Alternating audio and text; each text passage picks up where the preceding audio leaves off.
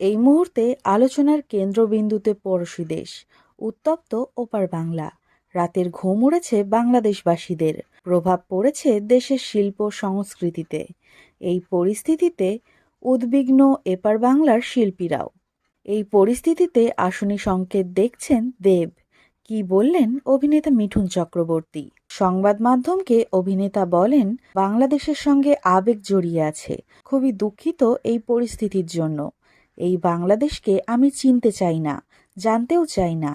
আমার কোনো আগ্রহ নেই, সব কিছুর শেষ আছে। এই বার্তাই দিতে চাই। উপরওয়ালা সব দেখছে, এর দাম সবাইকে দিতেই হবে।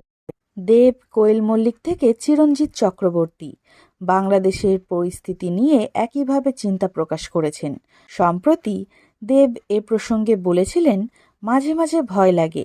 খবর দেখে মনে হচ্ছে এখানেও যুদ্ধ শুরু হয়ে যেতে পারে।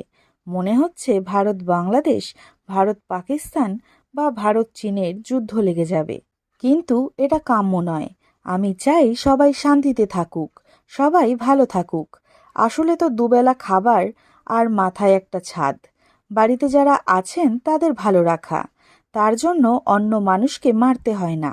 এটা যদি এখন হয়, আগামী দিনে আরও খারাপ সময় আসতে চলেছে বলে মনে হচ্ছে। তাই আরও ভয় হয়। ঈশ্বরের কাছে প্রার্থনা করব যেন আমরা সবাই ভালো থাকি। সিনেমা চলুক বা না চলুক, আমরা যেন ভালো থাকি। একই উদ্বেগ বাকিদের কণ্ঠেও। শহরে বড়দিনের আমেজ। 25শে ডিসেম্বর মুক্তি পাবে কোয়েল অভিনীত মিতিন মাসি, একটি খুনির সন্ধানে। দেবের প্রজাপতি 2 আর শুভশ্রী গঙ্গোপাধ্যায়ের লহগৌরঙ্গের নামরে। কিন্তু ছবি মুক্তির আবহেও মন ভালো নেই তারকাদের। প্রত্যেকেই শান্তির বার্তা দিয়েছেন।